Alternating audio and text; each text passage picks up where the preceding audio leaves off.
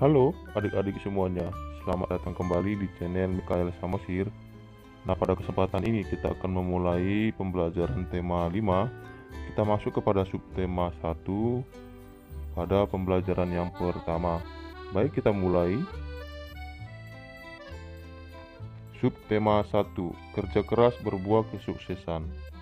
Tahukah kamu bahwa Indonesia memiliki peranan dan posisi penting dalam perekonomian negara-negara ASEAN? Ayo membaca pengalaman belajar dari negara-negara ASEAN. Nah, adik-adik, ini ada sebuah cerita tentang pengalaman Udin, kemudian pengalaman Udin dan teman-temannya. Nanti adik-adik silakan dibaca ya. Ini sudah tersedia di dalam buku adik masing-masing. Untuk mempersingkat waktu, langsung kakak skip saja. Kita masuk kepada pertanyaannya ya. Nanti sebelum lanjut, nanti adik-adik baca dulu teksnya ya mengenai perjalanan Edo dan teman-temannya. Yang pertama itu ada beberapa pertanyaan yang dihadapkan kepada kita ya. Ada 7 pertanyaan. Nah, nanti setelah kita membaca teksnya, kita akan coba untuk menjawab pertanyaannya. Dan di sini kakak sudah membuat jawaban alternatifnya, yaitu yang pertama, mengapa hari ini merupakan hari yang penting bagi Udin dan kawan-kawan? Karena mereka akan mengunjungi pameran budaya ASEAN yang diadakan oleh Sekretariat ASEAN di Jakarta. Apa yang dapat dipelajari dari anjungan khusus yang dikelola oleh Sekretariat ASEAN? Dapat melihat dan mengetahui berbagai informasi tentang peranan ASEAN dalam mengembangkan wirausaha kecil serta produk wirausaha dari setiap negara. Apa pengalaman belajar yang diperoleh Edo? Pengetahuan Edo bertambah tentang makanan-makanan khas dari setiap negara ASEAN. Apa pengalaman belajar yang diperoleh Beni? Beni bisa mengenal wayang asik asal Brunei yang khas dari wayang Indonesia.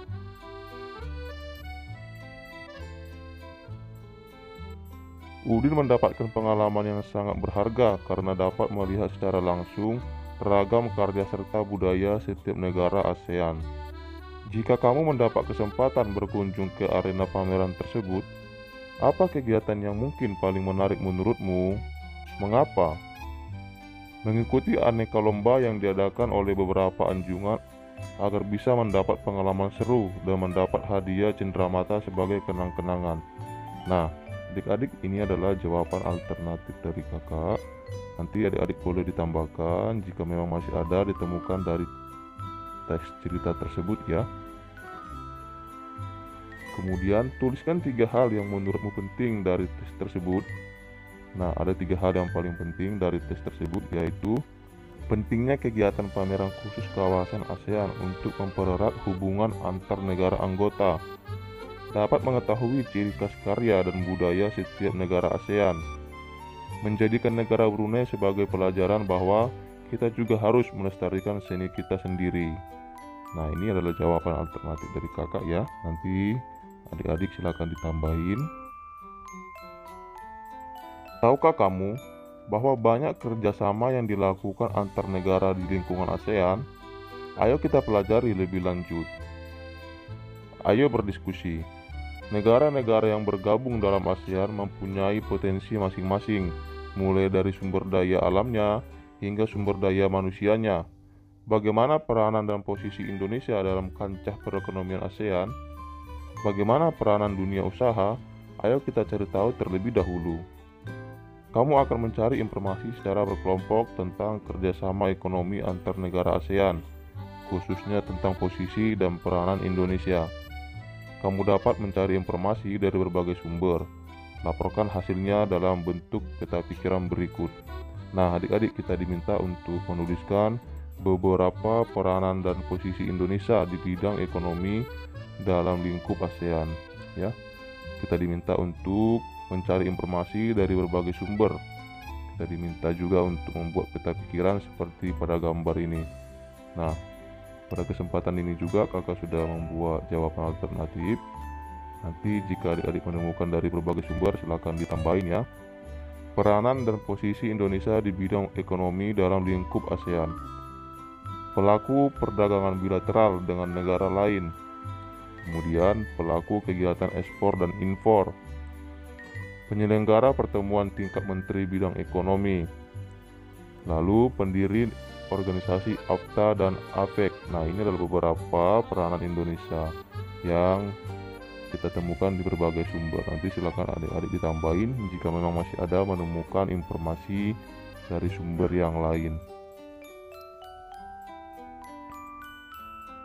Dalam pameran negara-negara ASEAN terdapat cenderamata terbuat dari magnet yang bisa ditempel pada permukaan yang terbuat dari besi, misalnya di pintu lemari es. Saya ingin mengetahui lebih lanjut tentang magnet.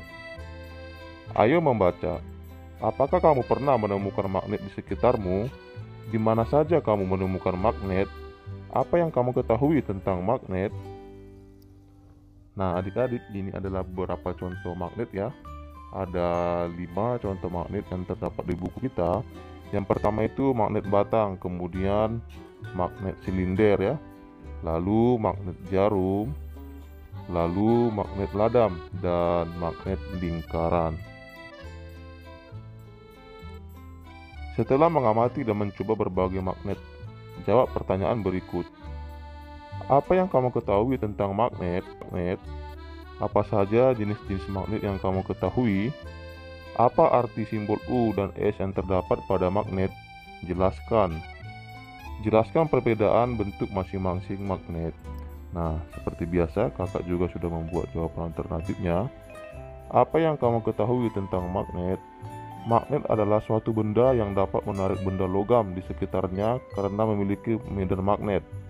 Setiap magnet pasti memiliki 2 kutub, yaitu kutub selatan dan utara. Apa saja jenis-jenis magnet yang kamu ketahui? Magnet alami dan magnet buatan.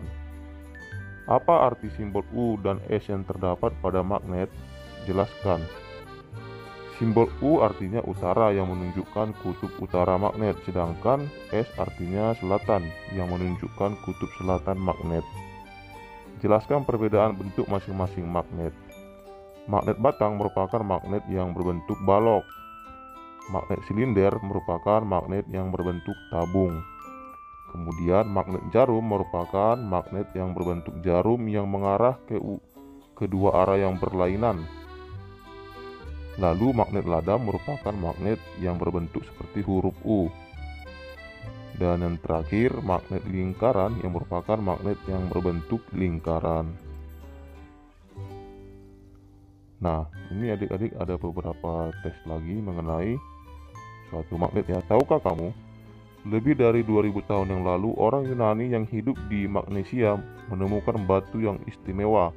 Batu tersebut dapat menarik benda-benda yang mengandung logam. Nah, nanti adik-adik silakan diteruskan membacanya. Tes ini sudah ada di buku masing-masing ya. Kakak lanjut lagi. Apakah kamu masih mengingat berbagai lomba dalam pameran negara-negara ASEAN? Sebagai syarat untuk mengikuti lomba, kamu harus mengisi formulir pendaftaran. Nah, ini ada beberapa formulir pendaftaran ya. Contohnya ini ada formulir A dan formulir B. Silakan adik-adik amatin. Pasti dari formulir A dan formulir B memiliki perbedaan ya. Setelah kita mengamati, kita dihadapkan dengan beberapa pertanyaan. Yang pertama itu, apa saja yang kamu temukan dalam kedua formulir tersebut, dan sampai kapan kita mengisi formulir. Dan pada kesempatan ini juga kakak sudah membuat jawaban alternatifnya. Apa saja yang kamu temukan dalam kedua formulir tersebut? Yang kita temukan dalam kedua formulir tersebut yaitu judul formulir, kolom pengisian identitas diri, kolom pengisian minat peserta, kolom untuk mencantumkan tanda tangan dan catatan tambahan. Apa perbedaan antara formulir A dan formulir B? Nah, kalau kita sudah mengamati formulir A dan formulir B, perbedaannya itu adalah tujuan formulirnya ya. Apa tujuan dari formulir A? Untuk daftar menjadi peserta lomba cerdas cermat ASEAN. Sedangkan tujuan dari formulir B untuk mendaftarkan diri mengikuti kegiatan ekstrakurikuler. Mengapa formulir itu kita butuhkan? Karena menjadi syarat untuk bisa mengikuti suatu kegiatan. Nah, ini adalah beberapa manfaat ya, mengapa kita membutuhkan suatu formulir. Contohnya, supaya kita bisa mengikuti suatu kegiatan, itu menjadi suatu syaratnya. Kapan kita mengisi formulir? Ketika akan mengikuti suatu kegiatan atau akan menjadi anggota suatu organisasi. Apa yang dapat kita simpulkan tentang formulir? Formulir menjadi syarat tertulis sebelum sesudah dapat mengikuti suatu kegiatan atau menjadi anggota suatu organisasi. Dengan formulir, suatu panitia atau organisasi dapat mengenal data diri seseorang dan menggali informasi lainnya.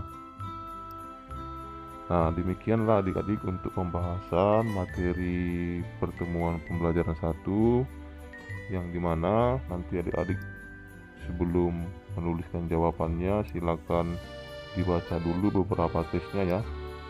Tesnya sudah ada di buku adik masing-masing, silakan dibaca terlebih dahulu. Baik, sampai jumpa di pembelajaran berikutnya. Jika adik-adik masih bingung, silakan cantumkan di kolom komentar, nanti kakak akan coba respon.